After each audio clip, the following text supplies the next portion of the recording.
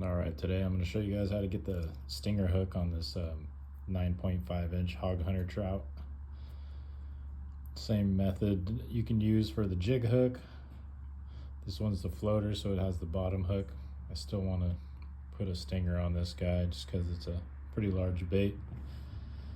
Done very well with the stinger. So all you're going to need is a #1 quad hook, or any treble hook that you like. I like the quad hook because once it's laying on there on the back, it's got 2 prongs sticking up rather than a treble hook that would just have the one. I like those 2 sticking up like that. That's about where it's going to end up on the back. Got a piece of 80-pound braid. I'm going to start by evening up both ends here. Just about like that, just forming a big loop basically.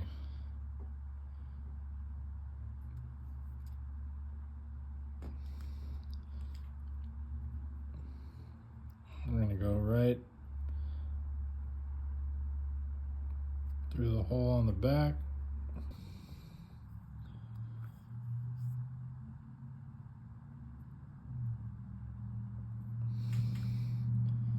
Alright, so we got it through there. Just going to feed the loop, make sure it's not crossing a whole bunch. Got our loop like that. What we're going to do is we're going to do a Palomar knot. So you're just going to take it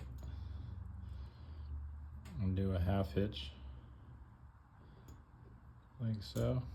And then with the loop, it doesn't matter if you go around the head or the tail, just as long as you go around the whole bait. Just like so.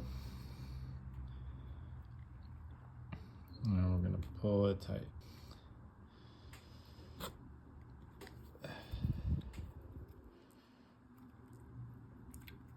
Alright, so we got our Palomar knot. Got our 2 tag ends. Like so. This is the tricky part. So we got our quad hook. We want the quad hook to line up right about there. So it kind of sort of blends in with the fin here. And at least with this, you have 2 tries. Either side works for tying this. So we're going to do the same thing.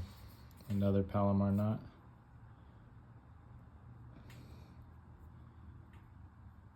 And go through once. And you gotta do it down here so that way there's only a tiny bit of line. So you don't go, so your hook doesn't end up like way back here.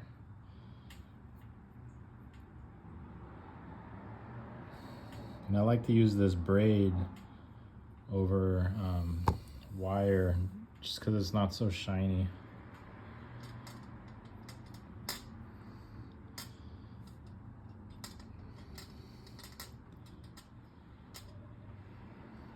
Alright, in this part, once you make your loop for your Palomar knot, just give it a little pinch. Helps when you're trying to do your half hitch.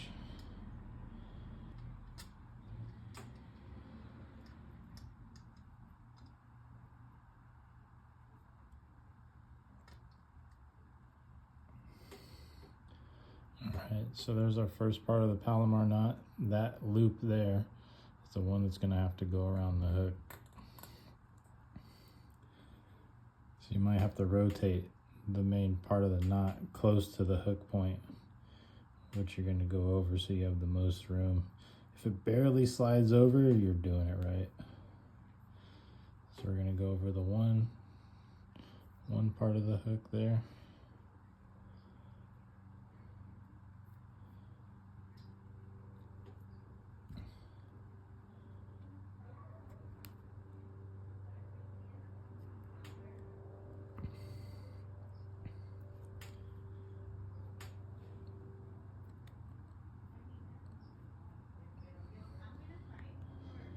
This isn't supposed to be a video on an easy rigging method. This is just the one I think is the best.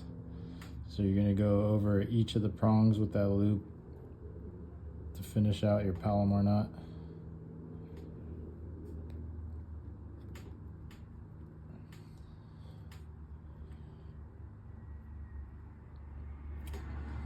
All right,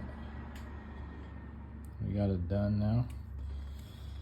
So when we tighten this down, I don't want to pull from the hook too much. I'm just gonna go until we're just about lined up on the back, right about there. Then we're gonna pull the rest of the slack to pull the knot tight with the tag. So we're gonna get it, and we're pulling from this side here. Then after that, you can kind of pull on here a little bit. So that's where your hook is going to end up.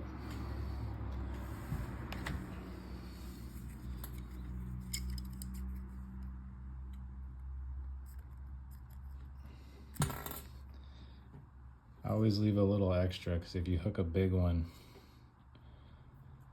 that might tighten up a little more than you could do with your hand, and just gives you a little bit of play, that's all. Same with this one here. The braid I'm using is just 80-pound Power Pro. That's what I like. Never had it fail, not once. All right. So now you got it there, and the old school way of doing it is that you just peg the hook in the plastic, but what happens over time, especially if you're catching fish consistently on it, it just blows out the back, and eventually you don't have anything to dig the hook into, and a whole bottle of Mend It later. And I'll show you an easier, cheaper way to do it. We're gonna take one of these screw locks, and we're gonna line it up right about there, just behind the hook.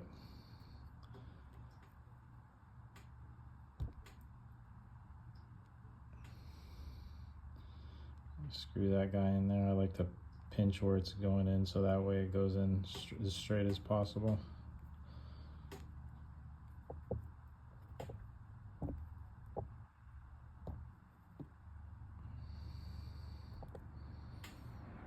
Bam, right there. And so the next part, I'm gonna take the cheapest 4-pound line I could possibly find. It's not a Knock Torch Trilene or anything. This is just, I needed something that was gonna break pretty easy. Take some of that. Cut a little piece off. We're gonna go through the screw lock.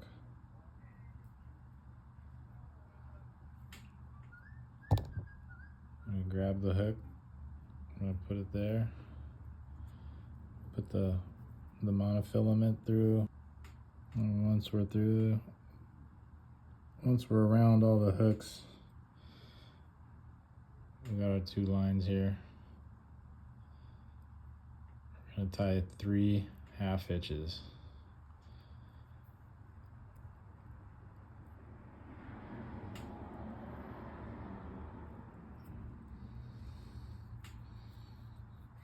And the reason I like 3, 2 just comes undone way too much.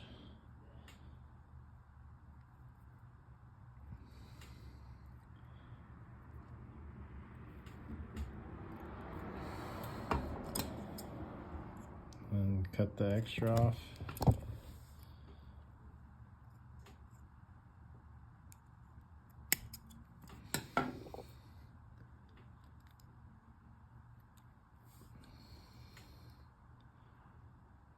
Bam. Nice and clean, low profile. That braid blends into the back very, very well. And we got our little piece of mono holding us down to that screw lock, so when you set the hook, it's gonna break. This will just snap after you get your fish in the boat, on the shore, whatever you're doing. Just tie it back on with another piece of 4-pound and you're ready to go. That's just how I've learned how to do it. I'm not gonna say that it's my rigging. I've learned it from a couple different buddies that were very good with the bait. We found that to be the most successful rig for a stinger hook on this bait. Hog Hunter 9.5 trout, Mount Lassen color. Oh, we got the bait all done. I hope you guys enjoyed that, and I hope it's useful for you. And you can also do this on pretty much any big swim bait that you need a stinger hook on. As long as there's some hook ties or a jig hook, you can even do a Palomar notch straight around the jig hook and do the same exact thing. Just pretend the jig hook is the eye of something. It works great. I've caught plenty double digits tied around the jig hook as well. If you found this video useful, don't forget to hit that like button and subscribe. It helps the channel grow a ton. Hopefully we're gonna put this thing to use here this fall, winter, spring. Good luck, and thank you so much for watching.